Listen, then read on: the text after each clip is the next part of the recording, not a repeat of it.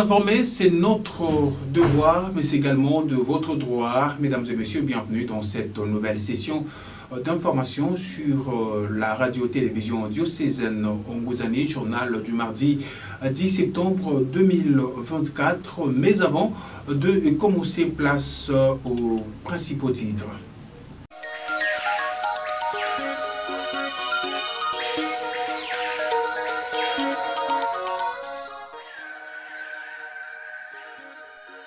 Début de l'Assemblée synodale, mardi et 10 septembre, dans la salle Saint-Antoine.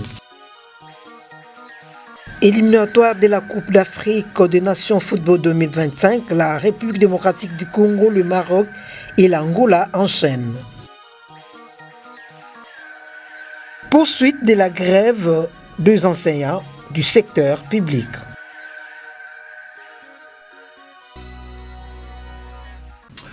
Fin de principales articulations, encore une fois, mesdames et messieurs, bienvenue dans cette nouvelle session d'information sur la RTDN. Au chapitre de l'Église locale, sous les thèmes de tous ensemble, mais dans la main, en l'Église synodale, la dernière phase de ces moments de dialogue, d'écoute et d'échange a démarré. C'est lundi 9 septembre 2024 par une messe célébrée par son Excellence Monseigneur l'évêque José-Claude Mbimbimba au sanctuaire de la cathédrale Notre-Dame de l'Assomption. Nous vous proposons de suivre les commentaires de Vital Andou sur les images de Dampemba. Plus de 200 personnes, prêtres, religieuses et religieuses, ainsi que des laïcs participantes à l'Assemblée synodale et d'autres fidèles venus des 9 doyennés du diocèse de Boma ont pris part à la messe d'ouverture du synode lundi 9 septembre au sanctuaire de la cathédrale Notre-Dame de l'Assomption. Présidé par Monseigneur José-Claude Mbimbimba, évêque de Boma, et chanté par la chorale Voix des Anges, l'Eucharistie a connu la concélébration de plusieurs prêtres, parmi lesquels Monseigneur Cyprien Mbouka, évêque émérite de Boma. S'inspirant des textes bibliques lus en ces jours, l'officier Monseigneur José-Claude Mbimbimba a, dans son homélie, commencé par remonter l'historique du synode en évoquant la pratique de l'arbre à palabres par les aïeux. Il a aussi parlé de la communauté chrétienne pour finalement expliquer le sens même du synode, qui est une assemblée pour réfléchir, dialoguer, décider, orienter, proposer pour résoudre les problèmes. Ainsi, le synode diocésain à Boma, qui a comme thème « Tous ensemble, main dans la main », en église synodale, va aider les fidèles de cette partie de la République démocratique du Congo à s'écouter les uns les autres. Se penchant sur la parole de Dieu, le prélat catholique a invité le peuple du Seigneur à avoir un regard purifié sur l'autre, être au service du bien, défendre ses bonnes convictions ainsi que la vérité, la justice et l'amour. C'est à la fin de son homélie que l'autorité diocésaine a officiellement ouvert les travaux de l'Assemblée synodale. José-Claude Mbimbimba, par la grâce de Dieu et la bienveillance du siège apostolique évêque de Boma, en vertu de mon pouvoir ordinaire, déclare ouverts les travaux de l'Assemblée synodale du diocèse de Boma 2024 sur le thème « Tous ensemble, main dans la main, marchant dans la même direction ». Confère Philippiens 3,16. À Dieu l'honneur, la louange et la gloire pour les siècles des siècles. Amen.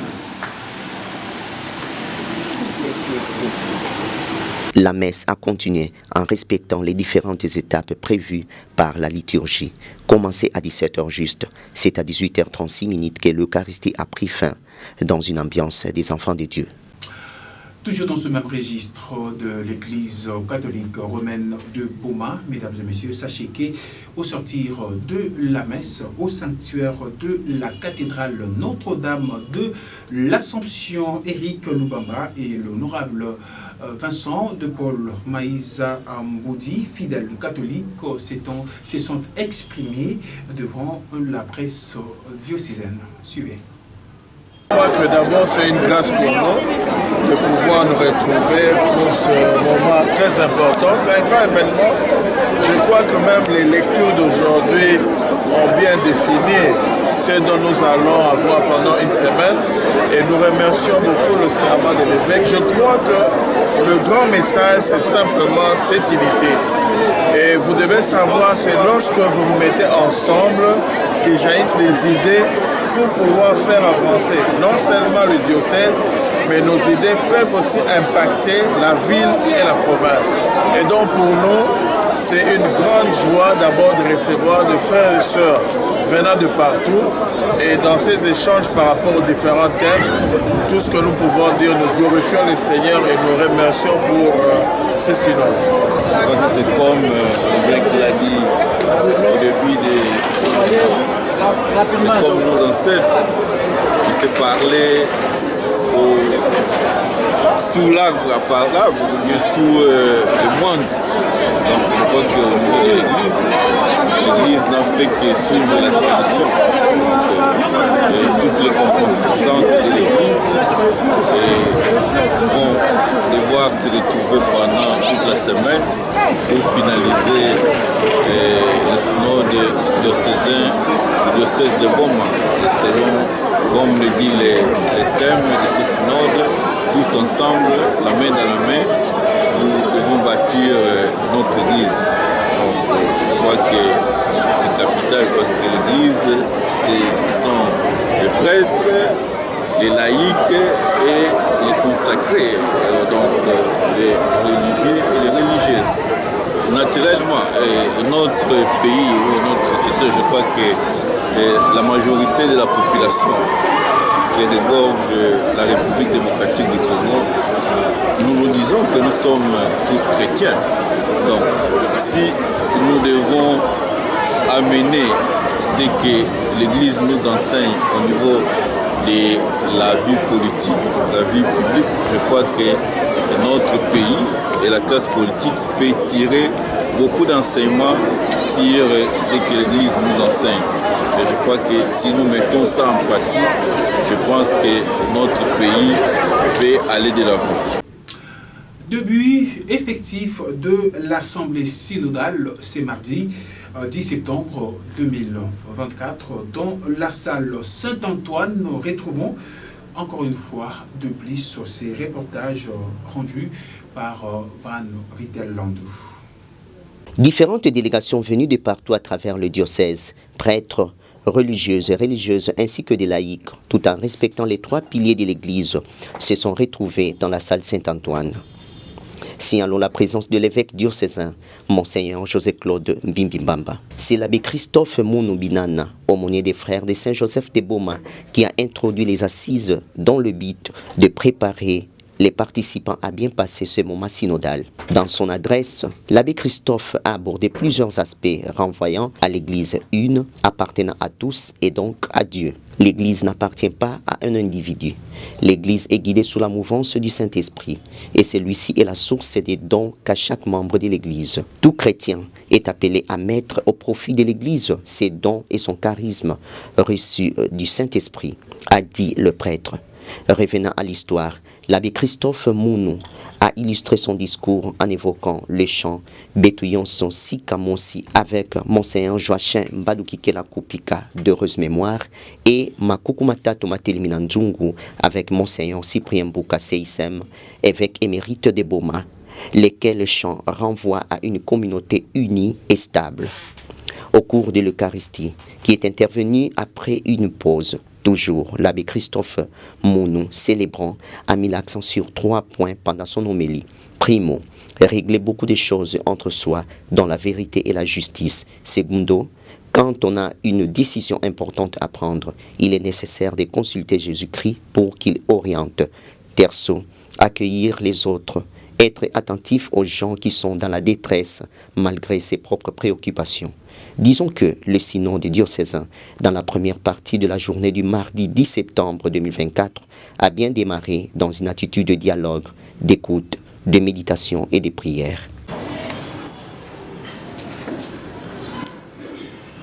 Quand nous sommes en synode, après tout le travail qui a été fait, nous nous rendons compte qu'il y a beaucoup de problèmes. Beaucoup de choses, entre guillemets, à régler. Mais depuis que l'Église est Église, il y a toujours eu des problèmes. Mais c'est à chaque époque qu'il faut essayer de résoudre ces problèmes. Nous sommes à Corinthe. Paul se rend compte que les problèmes dans la communauté, que parfois on se tape dessus les uns les autres, on se traîne devant les tribunaux. Ce que Paul veut dire, c'est que les chrétiens doivent essayer de laver leur linge en famille. Cela ne signifie pas qu'il faut cacher eux-mêmes, qu'il faut l'édulcorer en disant ce n'est pas grave, on va arranger ça entre nous. Ce n'est pas cela. Mais d'une manière tout à fait convaincue, d'une manière tout à fait fraternelle, d'une manière tout à fait spirituelle pour des gens qui sont baptisés dont le sang de Jésus-Christ coule dans leurs veines, que ces gens-là se mettent autour, qui se mettent ensemble pour résoudre le problème, qui n'aillent pas nécessairement en dehors de la communauté. C'est cela que Paul nous dit. Tout à fait autre chose, mesdames et messieurs, parlons de l'éducation dans cette session d'information sur les antennes de la radio, télévision diocésaine Gouzani. Le retrait de diplôme d'État à l'expression est gratuit, nous dit Cyril Ondita, inspecteur-chef de pôle secondaire de la sous-division de l'EPST Boma, au micro de Gisèle Goï. Les diplômes d'État appartiennent à un individu. Donc, c'est les lauréats, les récipiendaires qui doivent se présenter normalement. Mais il y a des dispositions à prendre lorsqu'on a délégué quelqu'un. On lui donne une procuration. Quand nous avons la procuration signée, dûment signée, la photocopie de la carte de lecteur, et celui qui doit retirer le diplôme amène aussi la photocopie de sa carte de lecteur, il remplit les formulaires, il rentre. Mais jusque-là, nous ne demandons rien. On ne demande même pas un franc. Le problème, c'est lorsque le diplôme n'est pas venu, hein, au même moment que les lots, parce qu'ils sont nombreux maintenant dont les diplômes ne sont pas arrivés. Lorsque le diplôme n'est pas venu, là, on reprend le processus. C'est-à-dire, on achète encore des fiches, on remplit les fiches, on attache les photos passeports noir et blanc, on envoie les préfets des études de l'école où on a terminé, signe, il y a une place prévue. Hein, d'ailleurs, Dieu merci, j'ai un exemplaire ici. Hein, le préfet des études signe, quand le candidat a rempli, le préfet des études signe, hein, pour témoignage, et pour vérification et transmission au service central, l'IPP signe. Quand ils ont signé, on envoie à Kinshasa, à l'inspection générale, on cherche dans les lots, parce que parfois les enfants remplissent mal les fiches. J'ai toujours insisté, maman, la période de remplissage de fiches, que les préfets se concentrent, qu'ils encadrent bien les enfants, les candidats. Parce que moindre erreur, cette erreur peut encore coûter cher aux parents. Et quand il n'y a pas eu d'erreur, et qu'on a encore rempli les fiches, au niveau de Kinshasa, on cherche. On peut ne pas se présenter soi-même, hein, comme on fait au pôle. Si le diplôme est là, on confie les dossiers à quelqu'un de sûr que l'on connaît, un membre de famille par exemple, il peut le récupérer. Quand il est récupéré, il vous transmet. Et le processus est terminé. Un homme est conscient, il cherche à régler ses litiges avant que l'on le sache. Sinon, c'est pourquoi que les agents ici, surtout quand je ne suis pas là moi-même, même moi, je réclame parfois les témoignages du préfet, qui ne coûtent rien. Le préfet met une petite note, Et je recommande de retirer son diplôme. Nous ne demandons pas d'argent pour ça. Les préfets non plus ne demandent pas d'argent. À ce que je sache.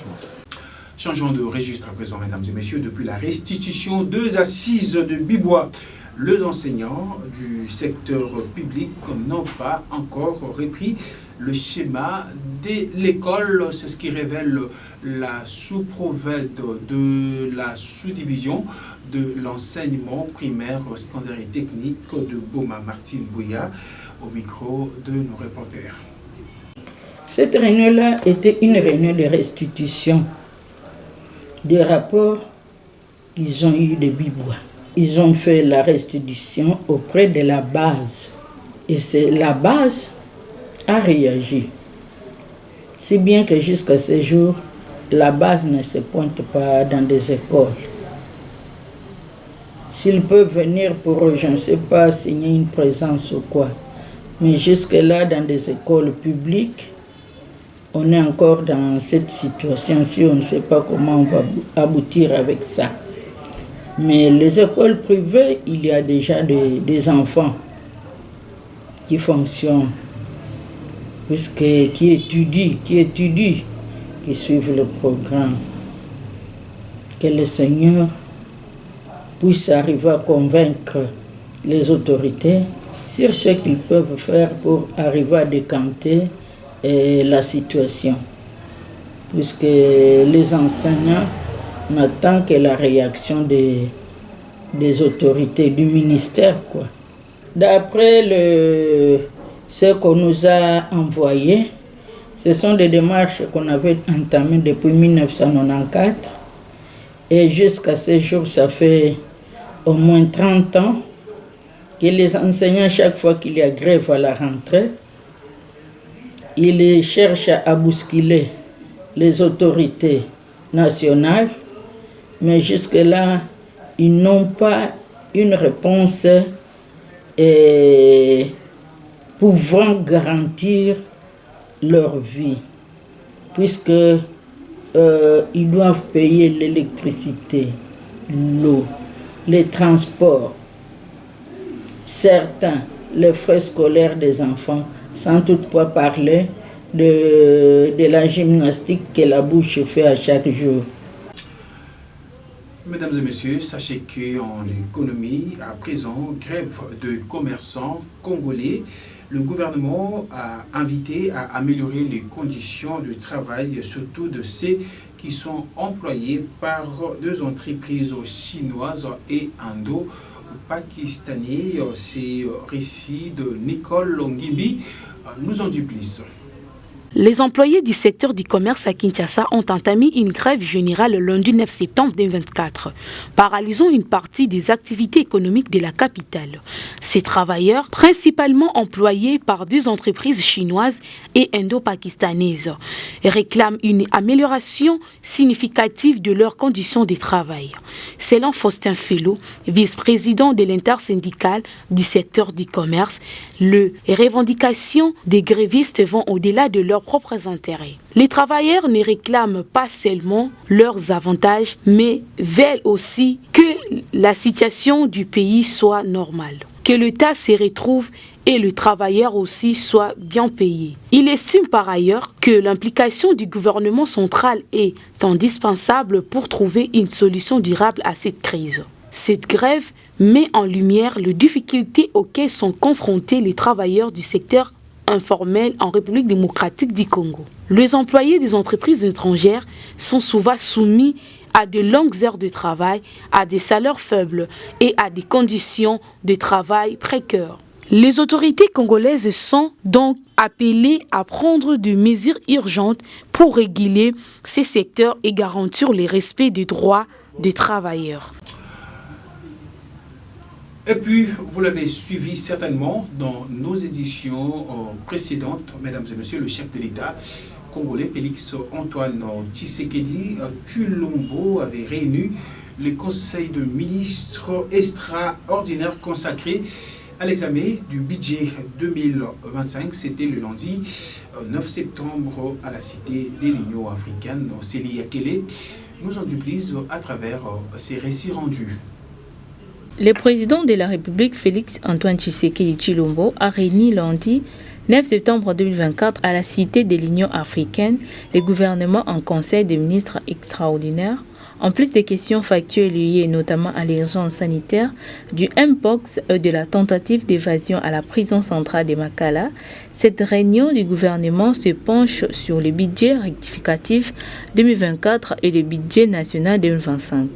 Le ministre d'État au budget va présenter au président de la République et aux membres du gouvernement les projets de la loi budgétaire rectificative de l'année en cours ainsi que les prévisions pour l'année 2025. De manière générale, il observe un accroissement significatif des prévisions budgétaires dû notamment aux efforts de mobilisation de recettes de l'État, à l'appui budgétaire au nouveau programme de la FMI ainsi qu'à la volonté du chef de l'État d'améliorer la manière significative et sociale de ses compatriotes. Cette validation du budget intervient quelques jours avant l'ouverture de la session parlementaire de septembre consacrée à l'examen et à l'adoption budget par les deux chambres du Parlement. Par ailleurs, il s'y est de noter que la révisitation des contrats miniers avec la SICOMINE contribue de manière considérable au développement des infrastructures et à l'accroissement du budget national. Nous allons clôturer cette édition du journal sur les antennes de la radio-télévision diocésaine Ngouzani avec le éliminatoire de la Coupe d'Afrique des Nations de football 2025, mesdames et messieurs, la République démocratique du Congo et le Maroc et l'Angola enchaînent. Le détail, c'est dans ces récits rendus par Gisèle Ngoï. Victorieux de leur premier match lors de la première journée, la RD Congo, le Maroc et l'Angola ont confirmé lors de la deuxième journée des éliminatoires de la CAN 2025. L'Éthiopie 2 buts à 0, les Soto 1 but à 0 et les Soudans 2 buts à 1 ont été leurs victimes. Avec une troisième victoire des suites lors de ces trois dernières sorties officielles, la RD Congo se porte bien. Le lundi 9 septembre, sur la pelouse Benjamin Mkapa National Stadium de Dar es Salaam, les Éthiopiens qui n'ont pas de stade homologué l'ont vérifié à leurs dépens. Les Léopards n'ont pas survolé les débats, mais ont fait preuve d'une solidité, un déréalisme qui leur manquait souvent lors des sorties hors de leur base. Ces hommes, Sébastien Desarbres, ont ainsi ouvert le score sur une réalisation de Théo Bongonda sur un service de Joris Kaimbe. Le Messi congolais avait pourtant commencé le match sur le banc et a dû remplacer au pied levé Shadrach Akolo de la demi-heure de jeu, 33e. Les Léopards ont fait le bruit par leur super sub, Fiston Mayele. L'attaquant de Pyramide, Égypte, a fait l'honneur à sa réputation, rentré et marqué dans la foulée, 7 minutes après avoir pris la place de Samuel Essende. Mayele a inscrit son 3e but en sélection profitant d'une offrande d'Elia Meshak. Les Congolais prennent la tête du haut avec des victoires en autant de sorties. Et voilà, cette page sportive vient complètement de boucler cette édition du journal sur la RTDL, mesdames et messieurs. Mais avant de nous quitter complètement, place au rappel de principaux titres.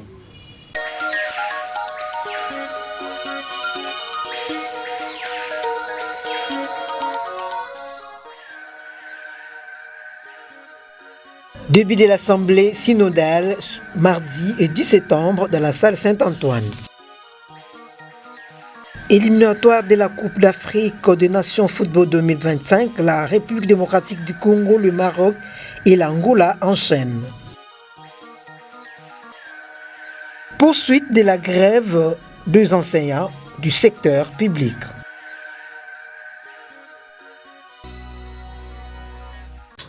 Fin de cette édition du journal du mardi 10 septembre 2024 sur les ondes de la radio-télévision diocésaine Ngouzani. Merci à vous, mesdames et messieurs, de l'avoir suivi et surtout bonne suite des programmes sur nos antennes. D'ici là, portez-vous bien.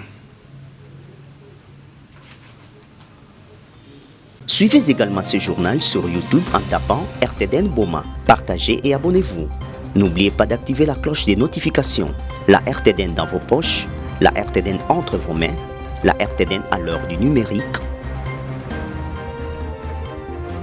RTDN, chaîne de l'excellence.